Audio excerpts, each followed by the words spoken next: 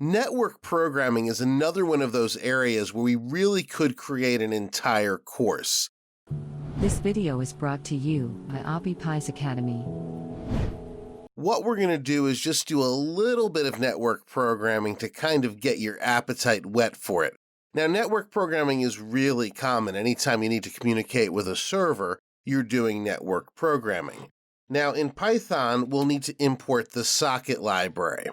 The socket library has the tools that we need, such as the socket object, that'll allow us to do the network programming. So we're going to create a socket object that I'm just going to call S.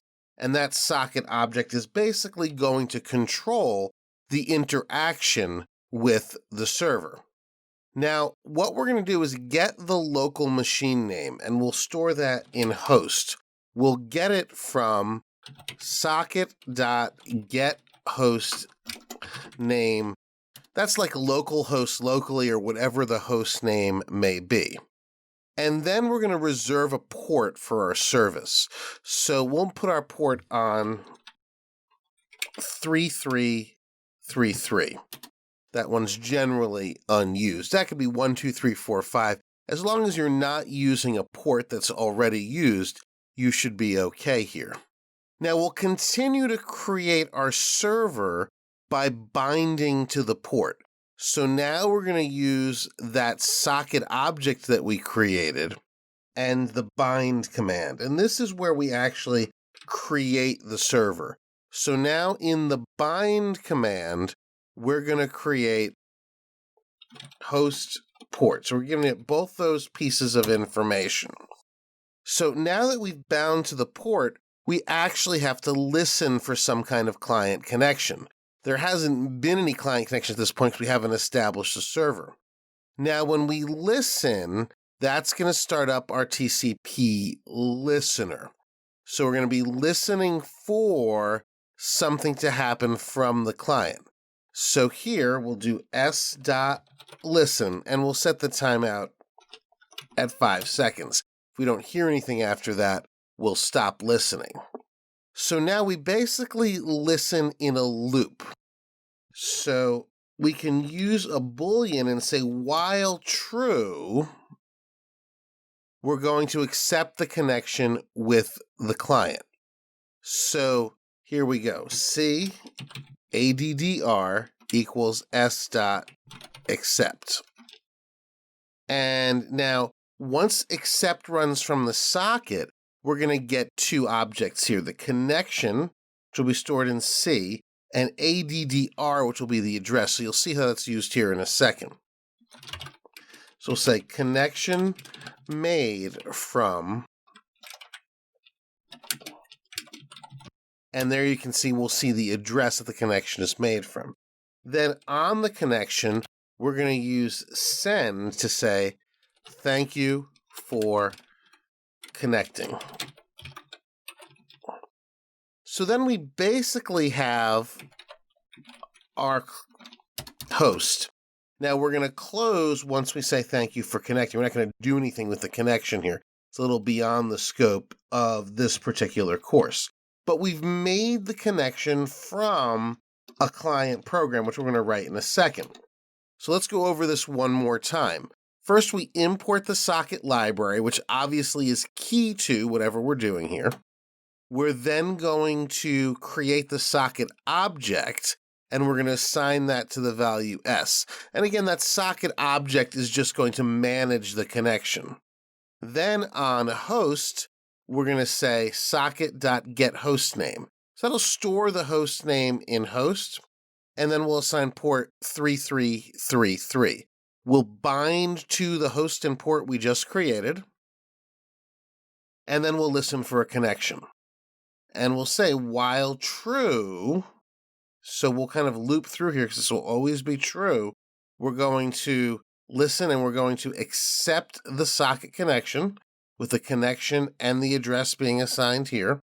So we're assigning two different variables from s.accept because accept returns two different values. And then we'll say connection made from whatever address. Thank you for connecting.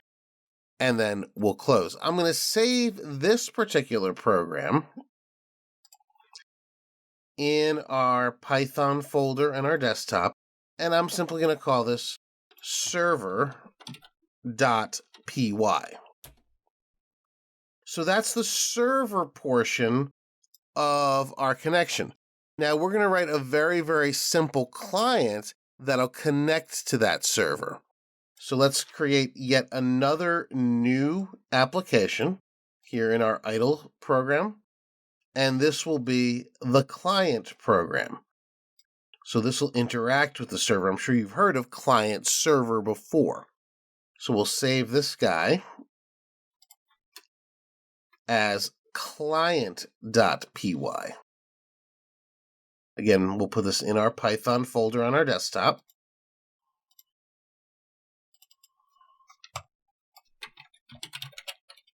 So we now have both a server and a client.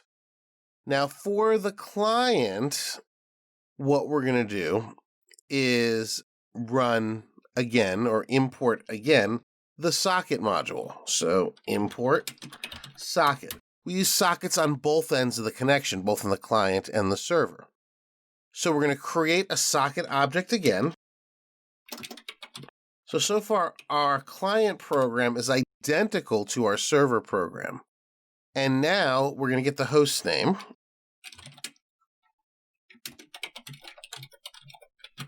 Same as before. We'll set our port. Set it to 3333 so our port is identical.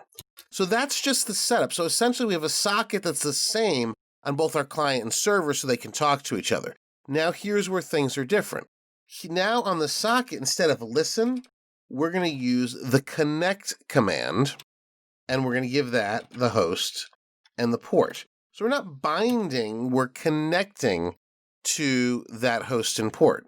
And now we're going to print whatever the socket receives up to 1024 bytes. You want to make sure you set a limit there so it doesn't keep receiving forever. So that's our server program. Very, very simple. We, of course, close at the end, and we don't need that. We don't need that. That's my typo. Or actually, we do need that. Never mind. Okay. So let's go ahead and save both of these. And I think we're ready to give it a try. So now let's go ahead down into here's our command line. And we've got our programs. Now, I don't know that I've done this error-free, so we might have to go back and do a little debugging here. But let's start our server, and let's start it in the background. So we'll call Python server py, and then we'll use the ampersand, and that'll run the server in the background. And now, let's run Python client.py. And there you can see we've made our connection. Connection made from 192.168.0.100, 50341, which is exactly kind of the actual socket where the connection was made. Thank you for connecting. So we've successfully connected from our client to our server.